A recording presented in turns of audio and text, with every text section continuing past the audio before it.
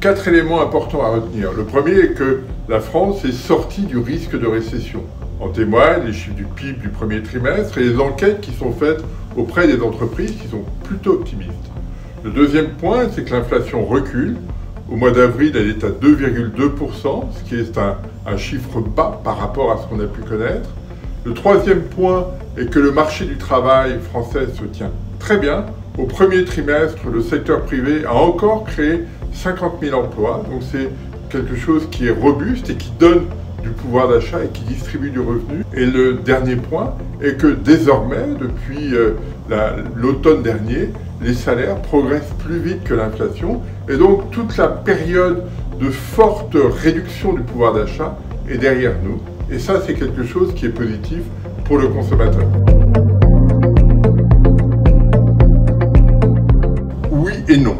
C'est effectivement le point noir de l'économie française en 2023, c'est ce qu'on retiendra principalement. Alors, pourquoi oui et non? Oui, parce que c'est un chiffre important, le déficit est très au-delà de ce qui est généralement admis, et donc ça pénalise les marges de manœuvre du gouvernement s'il y avait un choc à amortir. Non, parce que on ne s'est pas beaucoup ému des chiffres qui étaient meilleurs qu'attendus en 2021 et 2022. En fait, 2023 est une espèce de rattrapage. L'élastique s'est un peu tendu dans un sens plutôt favorable dans les 2 années qui ont suivi la sortie du confinement. Là, en 2023, les choses se sont un peu ajustées. Et donc, ça ne veut pas dire que demain sera terrible. Ça veut dire simplement que tout un tas de mesures ont été prises depuis le début du confinement, pendant le confinement, après, au moment de la crise énergétique. Et tout ça s'est traduit en 2023 par des chiffres qui ont été assez hétérogènes dans leurs évolutions et qui se traduisent par un déficit important. N'en tirons pas plus de conséquences que cela, même s'il faut rester extrêmement vigilant pour conserver des marges de manœuvre pour la politique économique. Probablement que le cycle économique sera un peu meilleur que ce qui était attendu.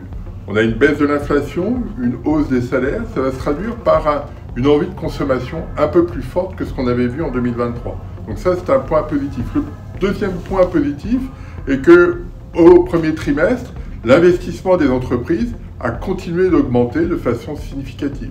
Et ça, c'est important. Ça veut dire que les entreprises ont un horizon économique qui s'éloigne, et donc elles sont prêtes à prendre du risque. Ça veut dire aussi que dans cet environnement, elles vont continuer à embaucher. Donc on a une configuration là qui est plutôt positive. Si la Banque Centrale Européenne baisse ses taux d'intérêt au mois de juin, cela va probablement impulser un choc positif sur les exportations. Et puis dernier point positif, on va avoir un effet Jeux Olympiques durant tout l'été. Il y a des millions d'étrangers qui vont arriver en France et qui vont consommer, qui vont passer des nuits dans des hôtels, aller au restaurant, etc. Et tous ces phénomènes-là vont jouer favorablement. 2 points négatifs quand même sur les mois qui viennent. Toujours une interrogation sur la dynamique de l'investissement logement. On voit bien que c'est un frein à la croissance, c'est une incertitude du côté des ménages.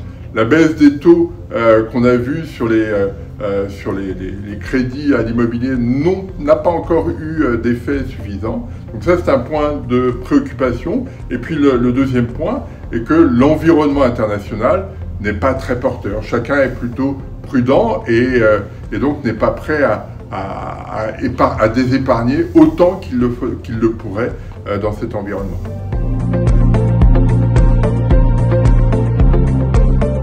Il y a plusieurs choses. On voit monter des risques protectionnistes forts.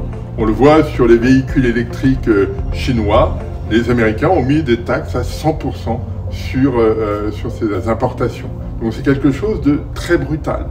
L'autre point est qu'on voit apparaître des tensions géopolitiques fortes. Il y a des guerres en Europe de l'Est, au Moyen-Orient. On voit des tensions qui s'observent un peu partout. Ça veut dire que la dynamique du commerce mondial, qui avait été au cœur de la croissance de toute la phase de mondialisation après les années 80, eh bien cette dynamique-là s'effrite, s'estompe. Et donc les bénéfices dont on avait pu tirer par l'accélération du commerce, eh bien, sont probablement un peu derrière nous. Et on rentre dans un environnement qui est compliqué, les tensions sont plus fortes, il va falloir se caler sur la trajectoire du changement climatique, de la transition énergétique, et on ne sait pas très bien comment va s'opérer l'équilibre à venir.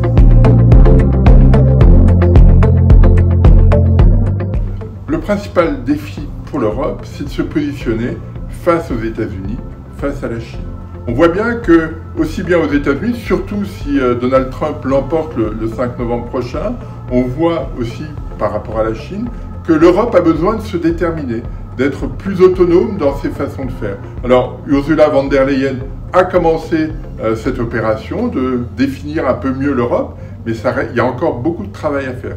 Le deuxième point associé à celui-là est qu'on a des élections européennes le 9 juin, et en fonction du résultat, eh bien, cette perception de l'Europe, cette façon de modeler l'Europe dans le monde pourrait être modifiée de façon importante.